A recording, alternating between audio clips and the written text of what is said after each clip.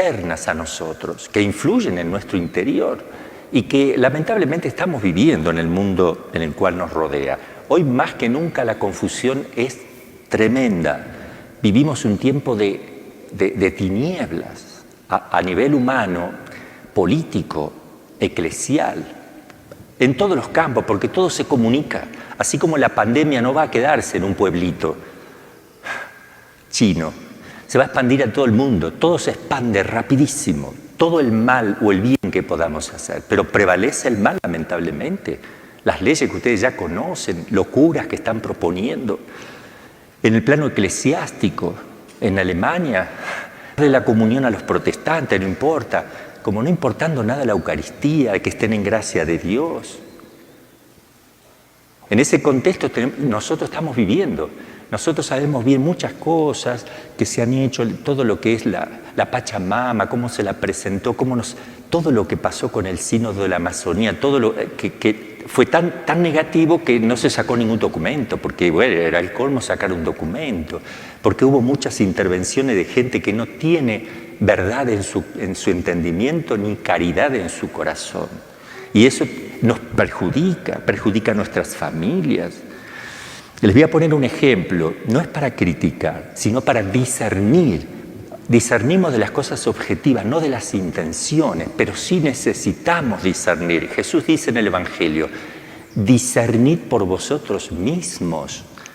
Así como viene la nube y ustedes dicen va a llover, sopla el viento del sur y dicen va a venir una tormenta, etc.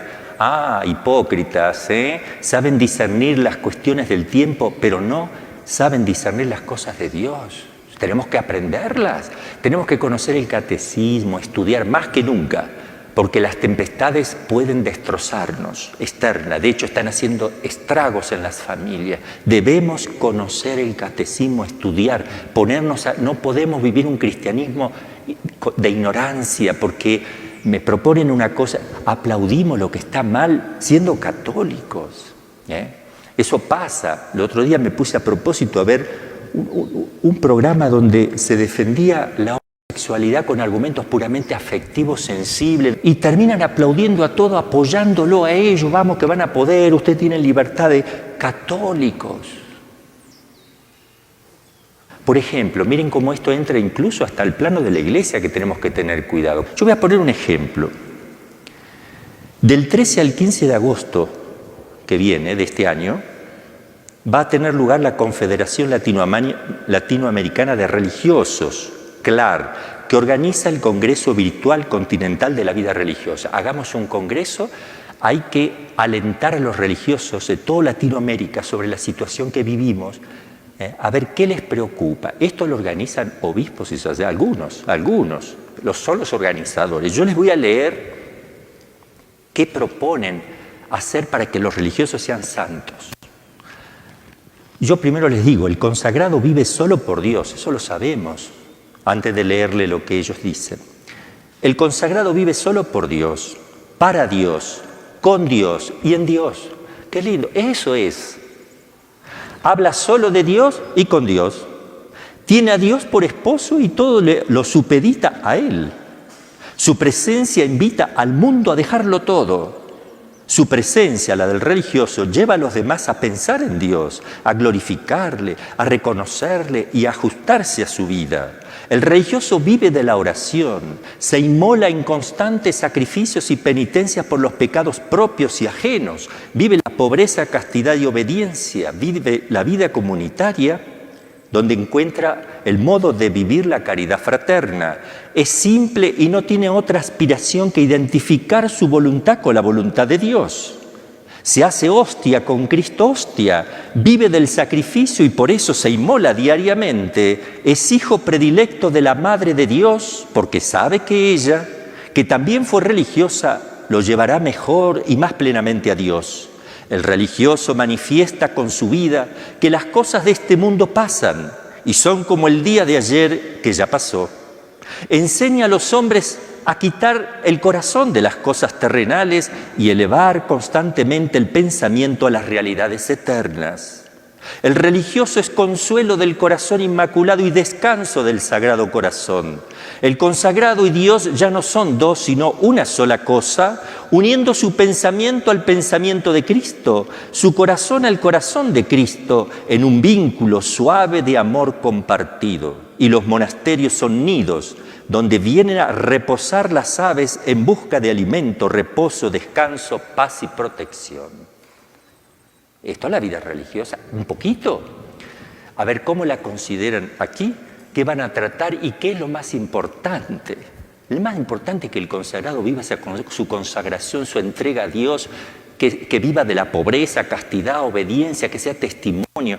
Acá les voy a poner el anuncio que salió oficial para que se vayan preparando los sacerdotes. Es cortito, son unas 10 renglones, pero escuchen ustedes si entienden algo. Yo no entiendo nada. Yo que soy religioso, Dios mío, yo tengo que vivir este congreso, no entiendo nada. No sé qué tiene que... Juzguen por vosotros mismos el tiempo, como dice Jesús. No, yo lo voy a juzgar, yo ya lo hice objetivamente, porque esto es un escrito objetivo. Cada uno vea y vea qué confusión tenemos en el mundo hoy. Les leo. Del 13 al 15 de agosto de 2021, la Confederación Latinoamericana de Religiosos organiza el Congreso Virtual Continental de la Vida Religiosa, que tiene como tema hacia una vida religiosa intercongregacional, intercultural e itinerante. A ver, ya me estoy confundiendo. Escuchar a Jesús en esta hora y con Él y como Él caminar hacia un nuevo modo de ser de la Iglesia. Uno nuevo, parece que recién ahora encontramos lo nuevo, antes era todo viejo, ¿verdad? Un nuevo modo de ser de la Iglesia. Ya es hora de la sinodalidad. A ver, ¿qué tengo que hacer? Dígame, es hora de la sinodalidad. Sí, 2 prioridades vamos a tener: ecología integral y ética del cuidado de la naturaleza. El religioso ya no se ocupa de Dios, se va a ocupar de la naturaleza. Ese es el objetivo. El objetivo también de este Congreso Continental. En este contexto, el Congreso Virtual Continental busca construir sinergias. Yo tengo que construir sinergias entre comillas, es decir, intercongregacionales, interculturales e itinerantes.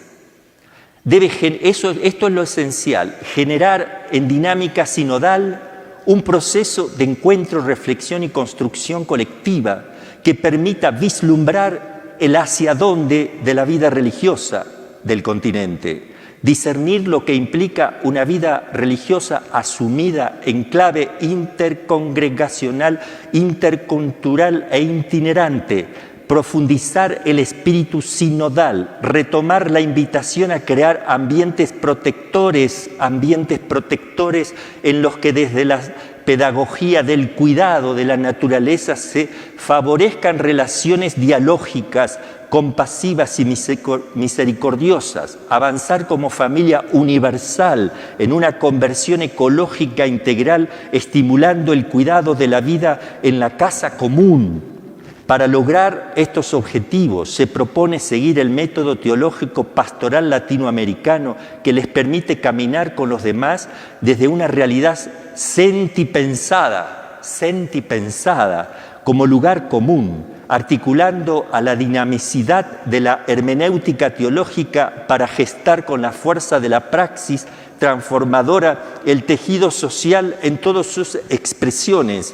Por lo tanto, el Congreso se inspira en las dinámicas de reflexión y acción que se derivan de dicho método, porque son un espacio propicio para la participación activa y la escucha discipular a partir de la reciprocidad que se evidencia entre la reflexión teológica y la experiencia pastoral. Punto.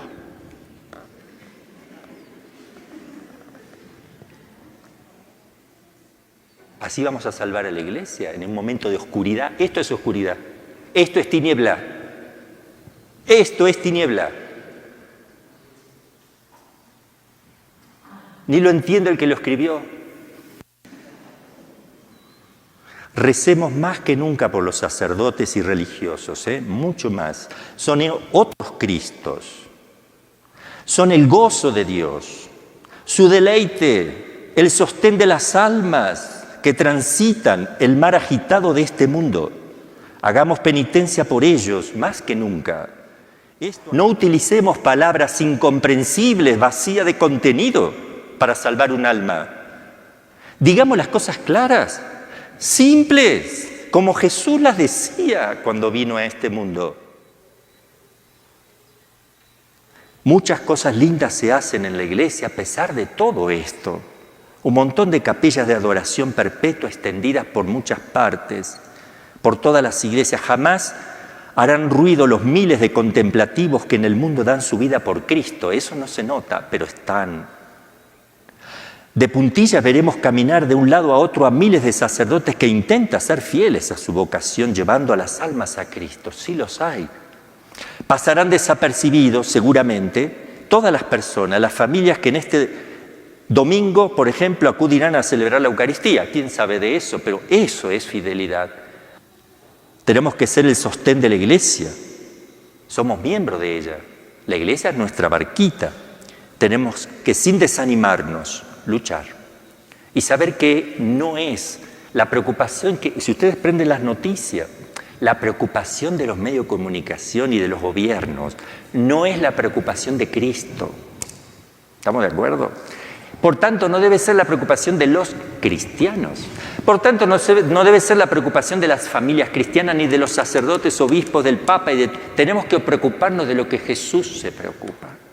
Entristecernos de lo que Él se entristece. Tener el criterio de Jesús, no de lo que nos muestran los medios o los gobiernos. Los medios de comunicación, para ellos lo más importante es que por fin se vaya la pandemia. La pandemia no ofende a Dios. Tú sí que estás sano, sin bacterias y virus, sin embargo estás enfermo. Entonces, porque dentro de la iglesia nos preocupamos más por el gel que por los sacramentos. Cuidamos más de estar bien limpita la mano que bien tratado el sacramento. Tenemos cuidado de tener tapaboca, pero no tapamos la lengua cuando criticamos a los demás, juzgamos. No respetamos dentro de la iglesia la conciencia de aquellos que tienen una conciencia simple, recta, sencilla, enamorados de la Eucaristía. No, como tú no la amas, tú la impones al otro porque tú no soportas, eso se llama asedia. Si el que no quiere darte la... Eso es asedia. ¿Qué significa asedia? No soporta la piedad del otro. No la soporta, ¿por qué no la tiene? Esa es la realidad. Se los digo porque yo hablo con los sacerdotes. Es así. Quien ama la Eucaristía, ama que el otro también la ame.